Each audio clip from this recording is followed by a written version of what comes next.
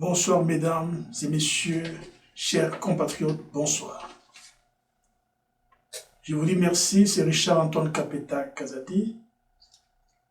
Merci de nous recevoir chez vous dans le cadre de nos réflexions, de notre émission sur les réflexions. Réflexions sur le Congo, réflexions sur l'actualité du Congo, réflexions sur les grandes questions qui touchent le Congo et réflexions sur l'avenir du Congo.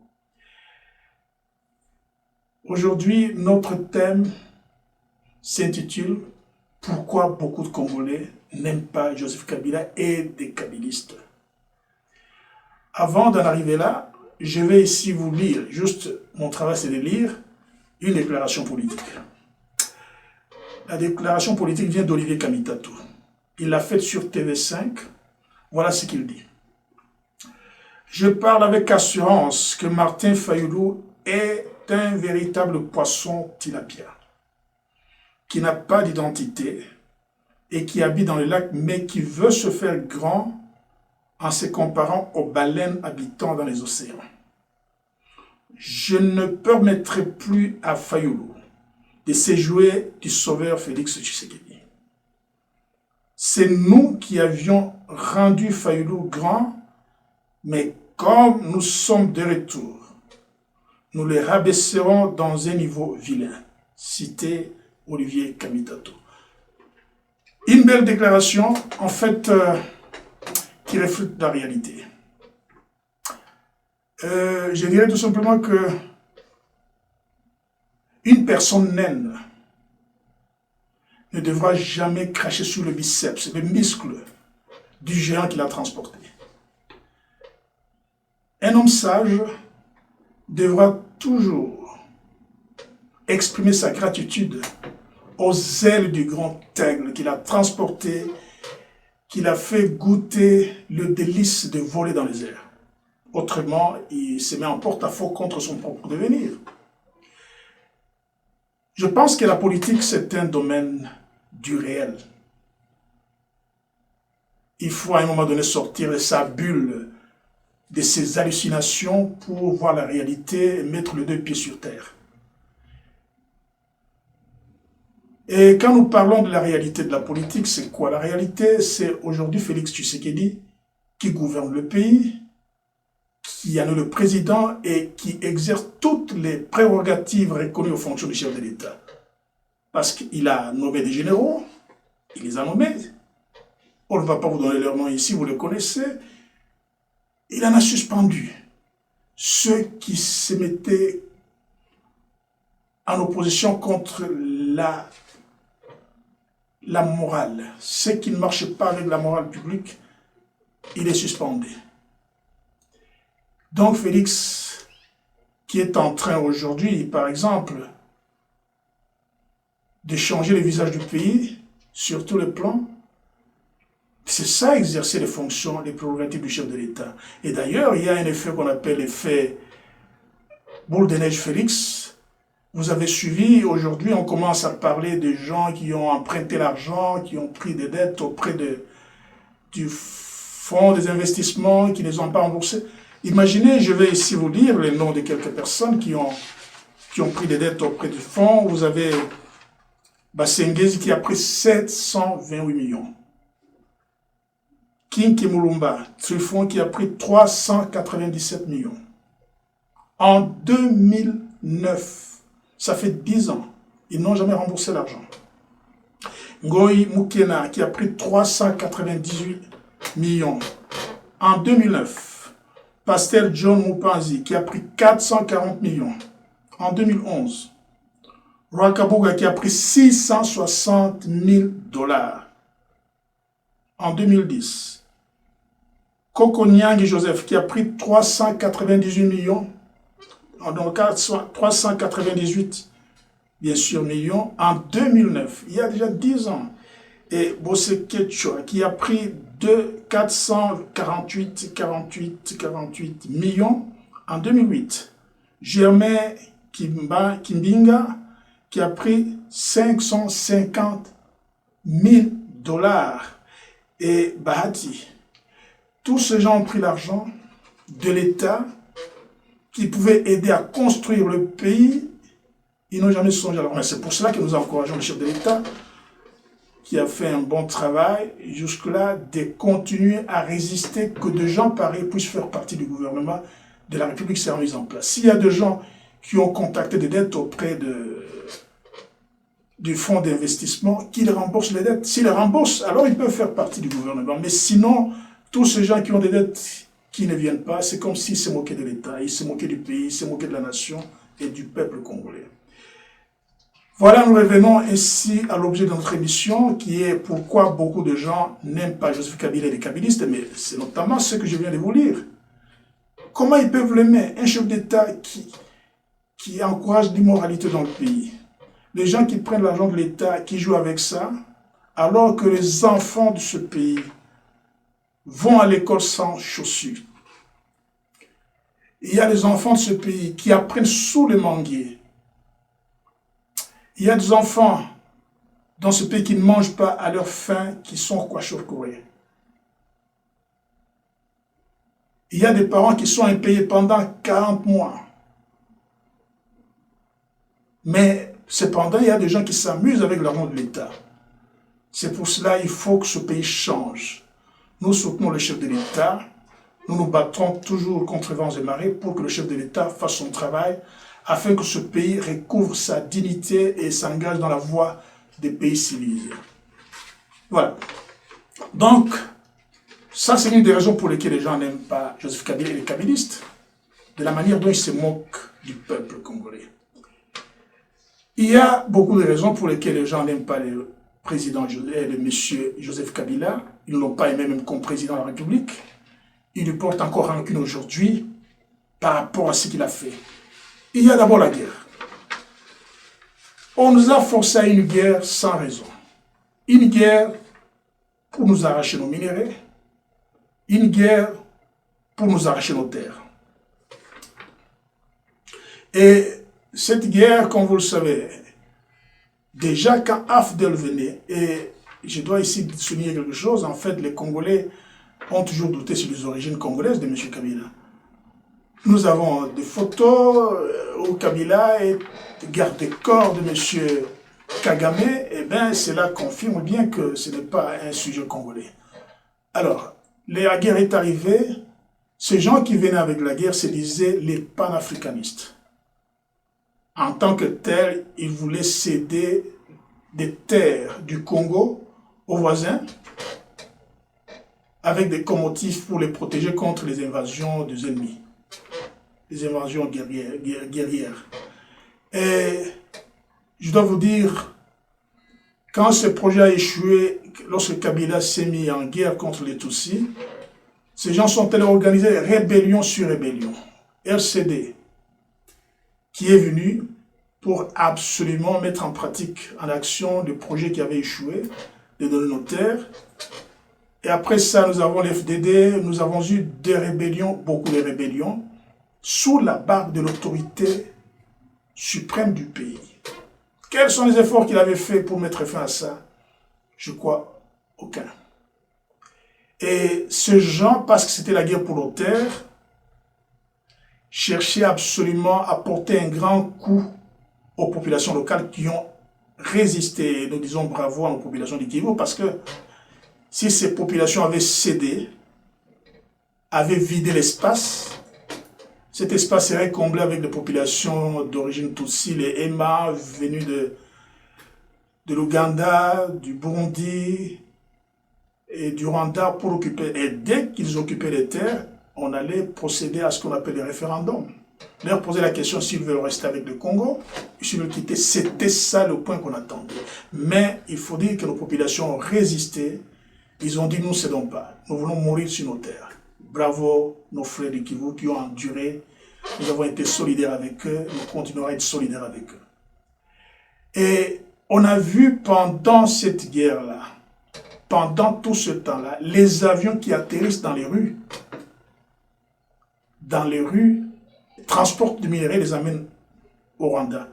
Mais où était notre diplomatie? C'est alors qu'il fallait créer des incidents diplomatiques pour dénoncer le Rwanda, pour l'accuser devant différentes instances. On ne l'a jamais vu.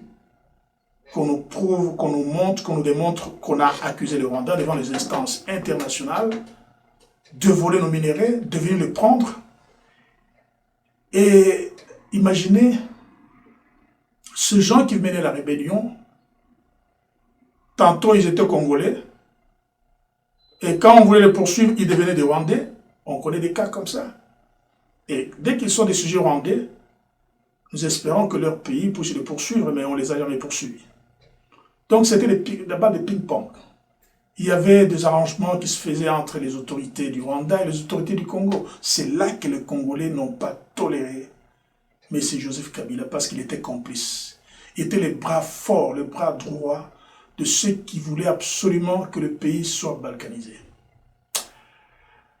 Et dans cette démarche de balkanisation, si vous voulez bien, des guerres pour affaiblir le Congo, lui prendre ses terres, lui prendre ses richesses, ils sont mis à la chasse de l'élite.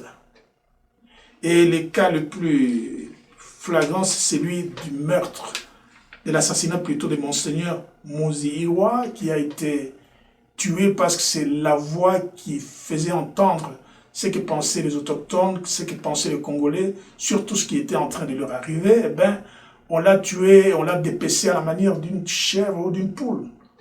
Trancher la tête, couper les parties du corps jusqu'à enlever son sexe. Donc, pour créer la peur, la torpeur chez les autres intellectuels, à ne pas continuer à faire le travail que faisait Monseigneur. Donc, tout cela n'était pas de nature. Et pourtant, en 2006, les Kivu avaient massivement voté le président Kabila.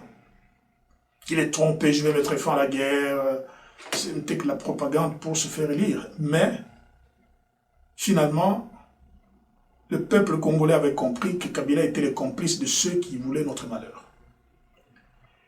Et le point le plus culminant, la stratégie de guerre qui était utilisée, c'était les viols de nos femmes.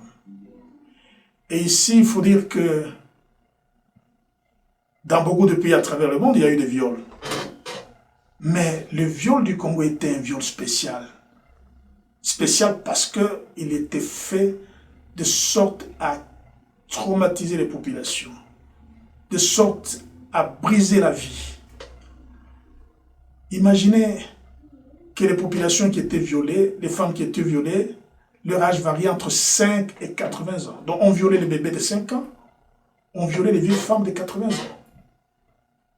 Qui pouvait alors aimer Kabila? Kabila était au pouvoir, qui demandait même que l'ONU parte, bien que nous savions tous que l'ONU ne jouait pas le rôle qu'on espérait d'elle, mais Kabila voulait qu'il parte, comme ça il ait le terrain libre, il devait accélérer en ce moment-là les balayages de tout l'espace du Kivu qui était occupé par les originaires, afin qu'ils soient remplacés par les Tutsis. Donc, vous comprendrez que les viols tels qu'ils étaient pratiqués là-bas, les viols se terminaient par l'introduction de bois dans les organes génitaux, l'introduction de ferrailles enrouillées, l'introduction des ciseaux, l'introduction de tout espèce de choses, et même de plastique brûlé dans les organes, sur les organes génitaux pour complètement... Et les hommes qui voyaient tout cela, dites-moi bien, quel est le moral qu'ils pouvaient avoir pour se mettre debout, tenir sur leurs deux pieds, aller en guerre contre ces gens-là. Donc ils étaient complètement abattus. Et tout cela se faisait sous l'œil de la communauté mondiale. Et pourtant, on nous a toujours dit, quand vous touchez à l'enfant et à la femme, vous avez touché à la prunelle de l'œil des Occidentaux. Il n'en était pas le cas. Bien sûr, on comprend, l'enfant congolais n'avait pas la même valeur que l'enfant blanc. Et la femme noire, africaine, congolaise n'avait pas la même valeur que la femme blanche. C'est pour cela qu'ils faisaient n'importe quoi et tous ceux qui voyaient ignoraient ça complètement. Imaginez que le docteur Mukwege, l'homme qui a vécu toutes ces histoires, l'homme qui avait la vocation de s'occuper des infortunés, ces femmes qui étaient violées, déchirées, qui étaient dans leur psychologie, dans leur personnalité. On ne peut pas vivre ce que ce femme, on ne peut pas voir ce que ce femme vivait et rester soi-même en bon état de santé. Alors, il faut dire que le docteur Mukwege avait un état psychologique extrêmement fort pour résister à toutes ces histoires, parce que ce sont des choses incroyables. Alors, ça, c'est le plan de la guerre, des viols, des tueries de nos intellectuels qui étaient pratiqués là-bas pour complètement nous affaiblir. Et Kabila n'a pas fait quelque chose de consistant. Par contre, il était les bras qui soutenaient ce genre-là pour qu'ils arrivent à la solution finale, justement, de vider tout l'espace congolais, des originaires, des autochtones, afin que ça soit pris par les Tutsis. Nous en arrivons à nos matières premières. Ici, on doit dire que depuis que M. Kabila est arrivé au pouvoir, les Congos ont perdu des milliards et des milliards de dollars et d'euros sur ces matières premières, sur ces ressources naturelles. On me demandera, mais comment? Oui, Kabila a vendu beaucoup de concessions minières aux étrangers. Et il faudra ici chercher à comprendre si réellement c'était vendu aux étrangers ou bien c'est lui-même qui les a achetés. Et ces concessions étaient vendues généralement à des prix en dessous de la valeur normale du marché de ces concessions. C'est ça le problème. On a vu par exemple la Gécamine vendre des concessions minières à des sociétés qu'on appelle offshore. Ce sont des sociétés opaques. Vous ne les comprendrez jamais, vous ne comprendrez jamais qui compose ces sociétés, quelles sont les parts, qui ont les parts dans ces entreprises-là. Parce que ces sociétés, normalement, sont installées dans des îles vierges britanniques où les lois les protègent. On ne peut pas dénoncer, on ne peut pas exhiber réellement ce qu'elles sont, parce que c'est la loi du pays qui les protège. Entre-temps, dans ce pays-là, ces sociétés qui ont beaucoup d'argent, qu'ils ont pris dans nos pays, cet argent est recyclé, cet argent donne du travail dans ce pays, cet argent crée des entreprises dans ce pays, cet argent est donné en crédit à des hommes d'affaires de ce pays. Donc, nous-mêmes, rien du tout. Rien du tout. Donc, je vais vous donner l'exemple, l'arnaque la plus odieuse, c'est celle du projet qu'on a appelé projet SMKK. SMKK, c'est un projet, en fait, qui était entre les mains de Kazakh, de la minière kazakh SNRS, qui disposait de 50%, et les autres 50% appartenaient à Joseph Kabila. On a vu la Gécamine, par exemple, vendre ses concessions à des prix très réduits, très inférieurs au prix réel sur le marché. Et il les vendait toujours aux entreprises offshore. Qu'est-ce qui est arrivé avec l'une des concessions de la Gécamine, où la Gécamine avait 50%, la Gécamine vend ses 50% à 13 millions de dollars. Et aussitôt après, ceux qui ont acheté ça traversent la rue, ils la vendent à 66 millions de dollars. Imaginez, la Gécamine perd 50 millions, donc l'État congolais perd 50 millions. Ce n'est pas que la Gécamine n'était pas consciente que sa concession ne valait pas 13 millions. Mais pourquoi il a vendu à 13 millions? C'est parce qu'il savait ce qu'ils étaient en train de faire. Mais là aussi, nous nous questionnons parce que quand on dit qu'il a vendu à la compagnie Émeraude, est-ce que réellement c'est cette compagnie Émeraude? Parce qu'on ne peut pas connaître qui détient la compagnie Émeraude. Alors, en général, ce qu'il y a de commun dans toutes ces transactions qui sont faites, c'est la présence d'un homme, s'il faut l'appeler commissionnaire, s'il faut l'appeler facilitateur, intermédiaire. Cet homme s'appelle Dan Geckler. Dan Geckler, c'est l'homme qui fait toutes ces opérations. Lui-même va s'associer à une entreprise. Ils vont acheter une concession à 50% de sa valeur. Ils achètent la concession à 50% de la valeur et aussitôt après, ils la revendent pour avoir les bénéfices d'une valeur estimée à 800% d'argent par rapport à ce qu'ils avaient dépensé. C'était une mafia jamais connue. Donc, l'État congolais a beaucoup perdu. Parce que nous connaissons le peu de transactions, il y en a eu beaucoup que nous ne connaissons pas. Parce qu'il ne peut pas, ici nous reparlons tout simplement de 5 transactions. Kabila ne peut pas avoir opéré 5 transactions pendant tous les 18 années de son règne, de son pouvoir. Non, pas du tout. Et quand il faut se poser la question maintenant du chiffre d'affaires, de ces entreprises qui sont venues prendre, on dirait prendre parce qu'ils n'ont pas acheté à la juste valeur de ces entreprises, de ces concessions. Quand il faut regarder leur chiffre d'affaires, on voit par exemple que la société NRC a réalisé dans une année 3 milliards de dollars. Alors que le Congo a la plus grande dette aujourd'hui, avec la Chine, c'est dans les 1 milliard, quelque chose. Mais les gens qui sont venus voler nos ressources arrivent à se faire une fortune annuelle de 3 milliards de dollars. Ça, c'est l'une des entreprises. L'autre entreprise, Glencore, 2 milliards de dollars. Et le monsieur même qui est clair, qui fait les intermédiaires, l'intermédiaire, qui s'est toujours targué d'être l'ami personnel du président Kabila, à 40 ans, il était déjà milliardaire. Il avait déjà une fortune estimée à plus d'1 milliard. Donc, on a roulé le Congo. Cela ne pouvait que faire que le Congolais ne puisse pas aimer le président Joseph Kabila parce qu'on a compris que cet homme n'a aucun amour de ce pays.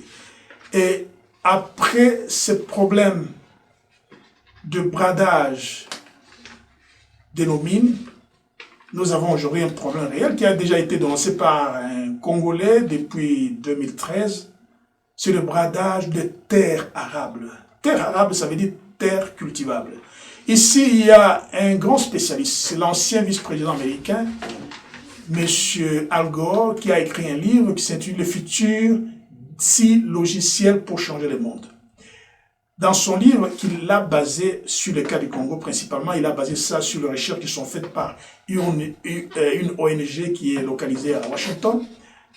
M. Al Gore dit que le Congo aurait négocié la vente des terres arables, de ces terres arables cultivables, 48% des terres qu'il a déjà donné aux entreprises étrangères. Pour faire quoi? Biocarburants, c'est-à-dire cultiver les palmiers, produire les huiles qui auront comme rôle de faire fonctionner les véhicules. Et là, c'est très grave. Du côté de l'Est, nous sommes en face d'un pays qui a la plus grande population au kilomètre carré. Depuis Abiyarimana, il voulait toujours déverser une partie de sa population sur le Congo. Et dites-moi, quand nous aurons le problème des terres arabes qui sont en train de partir, les terres de pâturage qui sont en train de partir, qui sont achetées, 48% déjà achetées, ça, il faut que le Congo se mobilise, que le nouveau chef d'État, M. Félix Antoine Tshisekedi, voit ce problème. Parce que la guerre de demain, ça ne sera pas la guerre de minerais, ce sera la guerre des terres arables. Le Congo a des millions d'hectares aujourd'hui qui peuvent nourrir 1/3 de toute l'humanité. Alors il faut absolument qu'on voie ces problèmes. Voilà pourquoi nous invitons les compatriotes. Il ne faut pas avoir peur. La démocratie est venue pour ça. La démocratie est venue pour que chacun puisse exprimer ce qu'il pense. Même 3 personnes peuvent se mettre debout. Dans le pays où nous vivons, 4 personnes se mettent ensemble, font leur calicot, leur pancarte, et la presse arrive, diffuse ce que ce gens réclament. C'est aussi le cas au Congo aujourd'hui, avec tous ces gens qui pensent que Félix n'a toujours pas fait. Mais écoutez, on ne peut pas juger quelqu'un à 5 mois de mandat, tout simplement. Félix est en train de libéraliser beaucoup de choses aujourd'hui au pays. Et même si tu veux marcher, nous au Congo, tu vas marcher. Mais la loi va t'interpeller. Atteinte à la pudeur. On a la liberté, mais cette liberté s'arrête là où la loi commence. Chers compatriotes, voilà l'émission d'aujourd'hui. Nous avons voulu vous parler sur le thème pourquoi les Congolais La majorité des Congolais n'aiment pas M. Joseph Kabila. Et c'est Kabila qui a gagné les élections au niveau de la Chambre basse. La Chambre haute, c'est à cause de trop de millions d'argent qu'il détient entre les mains. L'argent est une puissance. Et ils ont clochardisé la population aujourd'hui qui peut facilement... Qu'est-ce que ça représente? Donner son vote moyennant une bouteille de bière. Ils vont le faire. C'est ce qui est arrivé. Effectivement, ils ont gagné les élections en achetant le vote. Il faudra que nous arrivions à continuer à faire comprendre à notre population combien ces gens sont néfastes. On vous a lu ici les noms de gens qui ont pris l'argent de l'État depuis 10 ans, qui ne l'ont pas retourné. Comment cette entreprise peut fonctionner? Comment est-ce que les travaux peuvent se faire dans le pays? Si les entreprises qui doivent normalement financer les travaux dans le pays n'ont plus d'argent parce que l'argent est gardé par les barons du régime. C'est la raison pour laquelle aujourd'hui la majorité des Congolais n'aiment pas le président Kabila et les kabylistes. Nous encourageons les chefs de l'État à ne pas accepter ce genre qui ont des dettes à faire partie du gouvernement. Il doit continuer à résister comme il a fait et la lutte continue et la victoire est certaine. Chers compatriotes, merci infiniment de nous avoir écoutés. Nous allons nous retrouver prochainement. Nous vous remercions infiniment de votre soutien, de vos messages, sur les conseils à nous donner, la manière dont nous devons orienter notre émission. Nous en sommes infiniment reconnaissants et je crois que nous ferons tout pour vous plaire, pour vous satisfaire, pour vous alimenter, vous donner des réflexions qui conviennent dans le but de mettre notre pays au point afin de faire face à des grands enjeux dans l'avenir. Et j'allais oublier pour vous dire que les Tutsis sont venus chez nous. Non seulement qu'ils ont violé nos filles, mais aussi ils ont laissé les enfants. Les enfants qu'ils ont laissés chez nous, il faut que nos psychologues soient mis à profit, nos pédagogues, nos philosophes, nos sociologues, qu'ils soient mis à profit pour savoir comment nous pourrons faire avec ces enfants. C'est notre sang, ce sont nos filles qui ont eu, ce sont nos femmes qui ont eu ces enfants-là. Qu'est-ce que nous devons en faire pour l'avenir? Parce que si nous ne savons pas bien gérer ça, gouverner, c'est prévoir. Eh bien, ces enfants-là, ce sera une bombe à retardement contre nous demain. Et surtout pas que ces enfants soient récupérés par ce Rwandais-là. Ça sera un grand dégât et un potentiel danger vis-à-vis de notre pays. Merci et à la prochaine occasion.